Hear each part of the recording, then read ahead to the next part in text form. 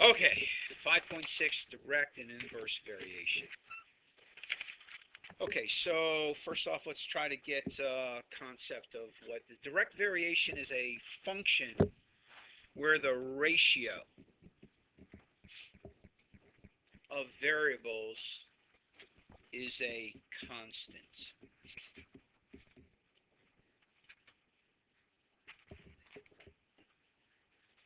Quite honestly, the ones we did had the ratio as a constant. The ones we did over the weekend that drove you guys crazy. Those, the ratio had a constant. So it's a similar idea, but here's the difference. Instead of doing y equals mx, they want you to try to understand direct variation, and so instead we're going to use a k. And so the model is y equals kx. To be honest with you, k and m are interchangeable. Okay? So let me go up here. And we said before y equals mx. Now that's a special form, but the reality is the m here and the k here are synonymous. Okay? When it's just y equals mx. All right, so I'm just trying to tie the two together. So we're going to be reading gaps again and stuff like that. Okay. Well, here's the reality. Because we know the ratio is constant, look at the first point in the chart. We've got items sold and we've got profit, right? You got items sold and you got profit. So when we sell one item, the profit is $22. Therefore, I'm sure you can tell me what the profit is if you sell two items. You guys are brainiacs. $44, exactly. And guess what? If the profit was $66, how many items must we have sold? 3. Because again, when there's 4 items sold, it's going to be 88 bucks. That is the aspect of direct variation. As you increase the input, and remember the x's are the input, it is a, listen now, here's the key word, proportional increase in the output. So 1 gives you 22, 2 gives you 44, 3 gives you 66, 4 gives you 88, 5 gives you whatever it gives you, 110, all right, etc.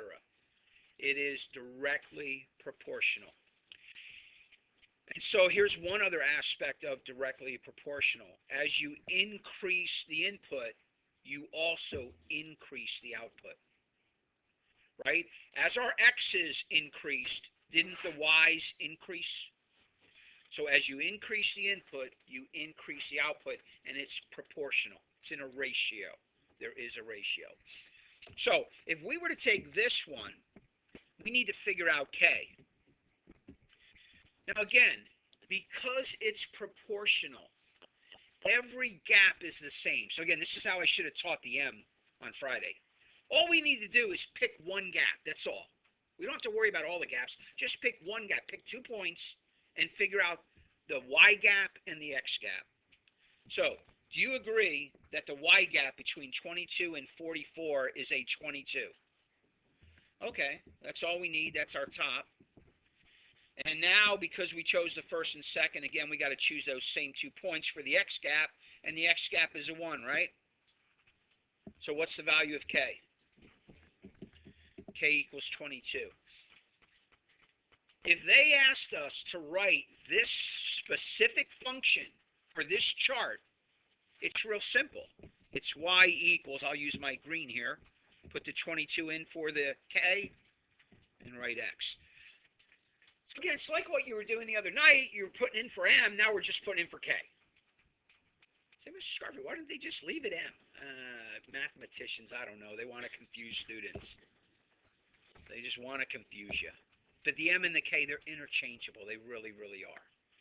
I think more than anything, they want to try to get you to understand whenever you see a k, it's always going to be either direct variation, directly proportional, or the second one we're going to do, inverse variation or inverse proportional. But with the M, it's not always that. M was a certain situation. So let me, just real quick, I'm trying, hopefully I'm not confusing you, but let me go back and tell you what happened. So here was my problem. First example was great because it was y equals mx. Because you know what? This thing went through the origin, 0, 0. If I were to make a line, it would go through 0, 0, like all yours did. Homework. Here's what happened here. I can't use just y equals mx on this second one because it didn't go through 0, 0. This was a special scenario where it was y equals mx minus 2, and it was a bad example. I had to go through 0, 0 for just this special y equals mx case. It's a special case. And again, down here, I didn't put it through 0, 0 for that special case. So y equals mx does a bunch of things for us. But y equals kx, oh, I know that's just a variation. It always goes through 0, 0, always. Right, so that's what you got to keep distinct. I don't know if that was perfectly clear. I hope it was. Let's continue on. All right, so the general equation or the function rule for direct variation is y equals kx. All right, pretty easy. Now, what if instead they use f of x? We're not going to freak out, right?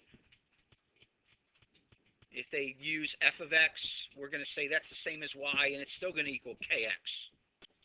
Agreed? Any big deal there? Okay. Thanks, John. I'm glad somebody's with me. All right. Don't do this in your notes, but look right here. It's not that one. Let's look right here. Tell me what you would get if you solved it for k. Somebody raise your hand and tell me, what do you get if you solve that equation for k? Kirsten? Y over x equals k. Agreed? We divide both sides by x, right? Piece of cake? So this last thing is just showing you that. Hey, you know what? K is going to be the y divided by the x. And by the way, didn't we just do that in the example? Took the y divided by the x.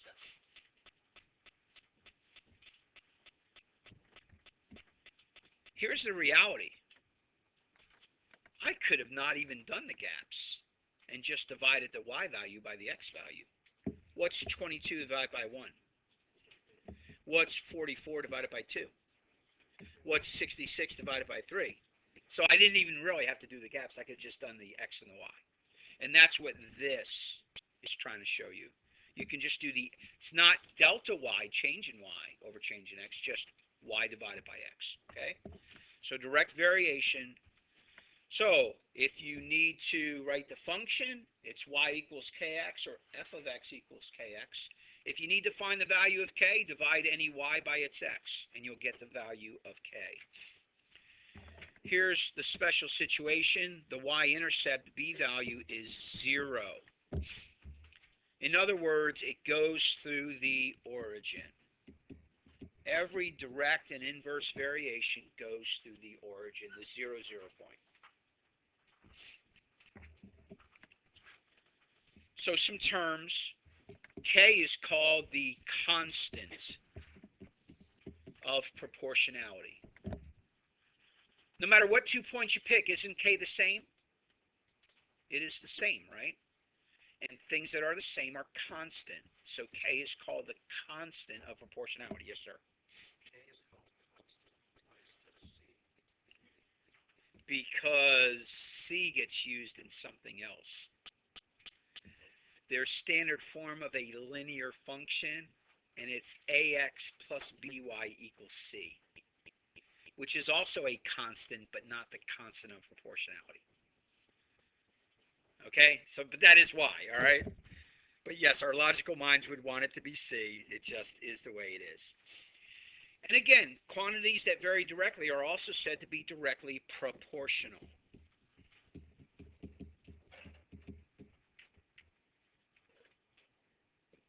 So direct variation, directly proportional are interchangeable. We're saying the same thing 2 different ways. We right? Yes? All right? Yes, two different ways.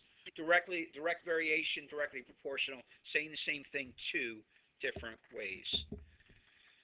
D. Let me go higher for you. The graph of a direct variation is a straight line.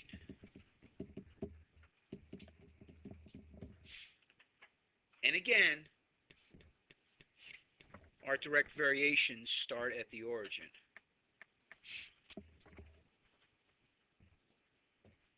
Obviously, the more items you sell, the more your profit. And that's the function that was up above. 122. Oh, by the way, don't use the origin to figure out k. That's the one point you can't use. Because 0 divided by 0 is? No, it's not. 0 divided by 0 is undefined. That one's not even infinity. Because 0 divided by anything is 0, and anything divided by 0 is infinity. But 0 divided by 0 is who knows what. All right, so that's the only point you can't use. Every other point works. All right, if you want to be famous, come up with some neat little thing that it is, and you'll be famous. All right, so top of the page, hey, I just rewrote the three key thoughts, right? That's all. It's just rewritten so it's in front of you and you see it.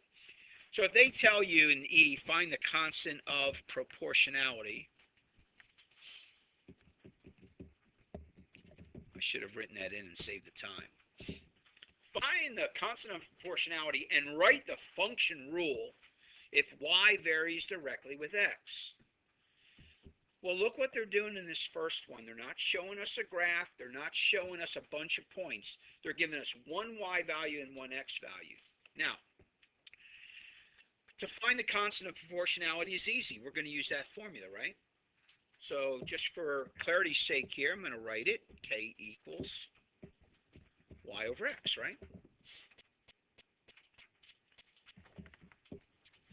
And just sub it in. Y is 12. X is 3. Do you agree, therefore, that then K equals 4?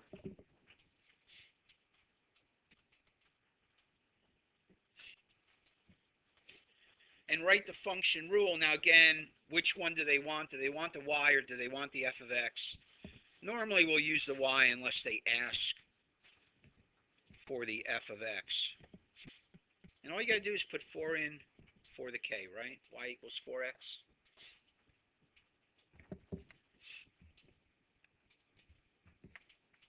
And that's the function rule. So we'll do the same thing with number 2, right? What are you going to divide by what? Somebody tell me what to put on top, what to put on the bottom for 2. Adam? Yep, the y's on the top and the 10's on the bottom. Agreed? Okay, we're going to leave it as 4/10. We're going to write it as 2/5, right? We're going to reduce it. Somebody raise your hand and tell me what to write for the function rule. What should I write? Josh? Exactly. All I got to do is put in the value of k. Y equals 2/5 x. That's not too bad, right? That's not hard.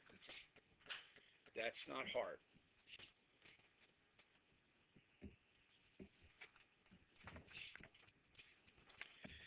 F, proportions, can be written for direct variations. So let's show you real life.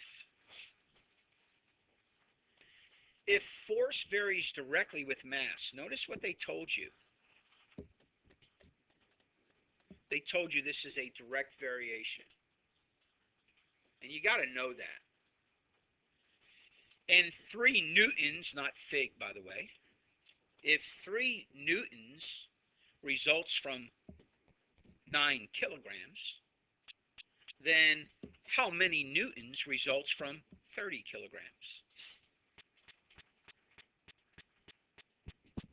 Let's write a proportion. Hey, what did I always tell you to put in the top left of the proportion? The variable, what are we looking for, right? So what are we looking for? How many newtons, not fig, right? I'm just going to use N for newtons. That's real handy. Now, remember when we did our proportions? I don't know if you guys remember this back to last year, but there's two ways you can write it from here. You can do top and bottom correspond, or top and top correspond and bottom bottom correspond. Either way will work as long as you put things in the right place. I'm a top bottom guy. If you're a top top, bottom bottom, fine, but I'm a top bottom guy. So with these newtons that we're trying to find, what goes with it of the three things that are left? Which one goes with this newton? Kirsten? No. That's a top top, bottom bottom person. Top bottom. Abby? The 30, right, goes with the newtons I'm trying to find. Because I'm trying to find the newtons from the 30 kilograms, yes? So again, that's a top bottom approach. My newtons that I'm trying to find goes with the 30 kilograms. Now I've got two things left. I got to make sure I get the right thing in the top. So does the 3 newtons or the 9 kilograms go in the top? It's got to correspond, the 3 newtons. If I have newtons in the top of mine and kilograms on the bottom of mine, I need newtons in the top of the other one and kilograms in the bottom of the other one. You have to correspond. So Kirsten, without confusing everybody else, you could have written it like this. Newtons, and then you wanted what in the bottom? You wanted the other newtons in the bottom. And then you would have had to do 30 kilograms and 9 kilograms. That should have been green that way. That's the other way to do it. But again, my brain likes this way. All right, I don't know how your brain likes. I gotta be careful. I don't want to confuse you. Okay. Hey, what's the beauty of writing your proportion this way? Easy to solve, right? Do you agree all I have to do is move this 1 over 30 kilograms? By the way, notice I leave my units in. So do you agree? Let's multiply the left by 30 kilograms over 1. Let's multiply the right by 30 kilograms over 1. Notice, by the way, the units divide out just like everything else. And what? You end up with the 9 divides out 10 newtons is the answer. You don't believe me, punch it out on your calculator, but 90 divided by 9 is 10, right? And we get 10 newtons. And by the way, notice by me keeping my units in there, I know exactly what kind of units I've left, right? So let me go through that again. What did I just do? What I'm looking for over what goes with it. Because I have newtons in the top, I need the other newtons in the top. Because I have kilograms in the bottom, I need the other kilograms in the bottom. That gets everything in the right place. Solve your little proportion. Voila, you're there. Direct variation. What about inverse variation? Inverse variation. All right, so inverse variation is the product of two variables is a constant.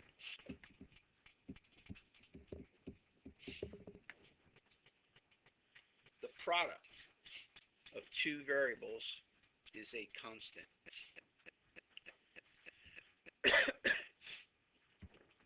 So in this one, our k comes from x times y. Our k comes from x times y. That's different. Direct variation, y divided by x. Inverse is y times x. So looking at the chart, can somebody tell me the value of k for this one? No? X times y, folks. What's 1 times 60? What's 2 times 30? What's 3 times 20? What's 4 times, what's this one going to be? 15, because you got to get to 60, right? They're all 60. X times the y is a constant value, right? See how the multiplication every time gives you a constant value? X times y equals 60. So here our value of k is 60. This one looks funny.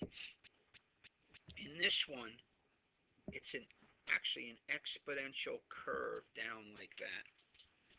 But that's what inversely proportional looks like. Whoa. Yeah. Notice as the pressure increases, what happens to the volume? It's decreasing. That's inversely proportional. As the input increases, the output decreases.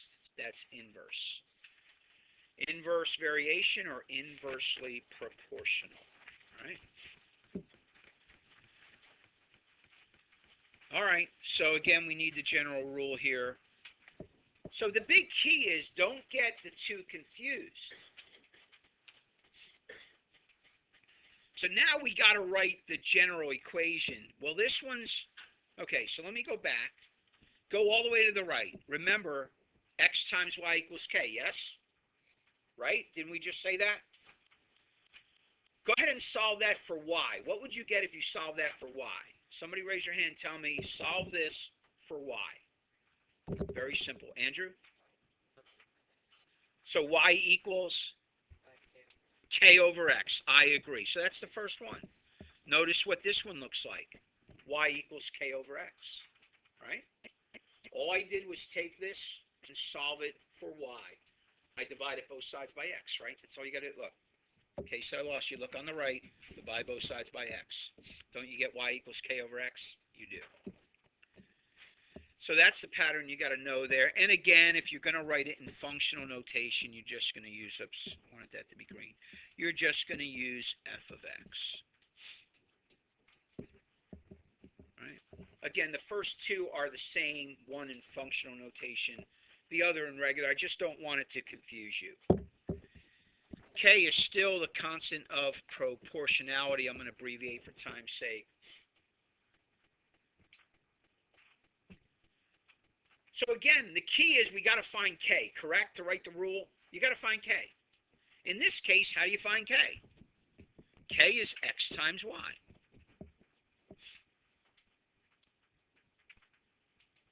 And what is x? X is 3. And what is y? Y is 4. Right? From here. So guess what? K is 12. So somebody tell me how to write the function.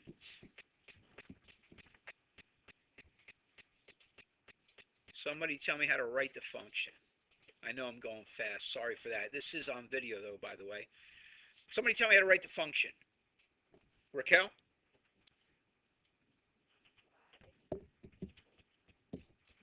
$12 what? Nope. Y equals... All right, folks. Y equals 12 over x. Yes, that's the function rule right there. You just got to put in the value for k. That's it. Because this one's an inverse variation. The x ends up on the bottom. Don't confuse it with direct. They're two different things, two different patterns. Direct, y equals kx. Inverse, y equals k over x. You do have to keep them straight, which means you do have to review if you're going to do that. All right, I don't have time to do the last one, the last two, but that's okay. Remember, any given y and any given x allows you to figure out k, right? Do you need to do every single point? No, do one point. What's k going to be? 24. What's k going to be? 30. Just use one of the points. All right, we do have a quiz tomorrow. You are dismissed. Hey, that'll keep you from having homework over the break. Isn't that good then? We have quiz tomorrow? Yes, quiz tomorrow. Chapel, peoples.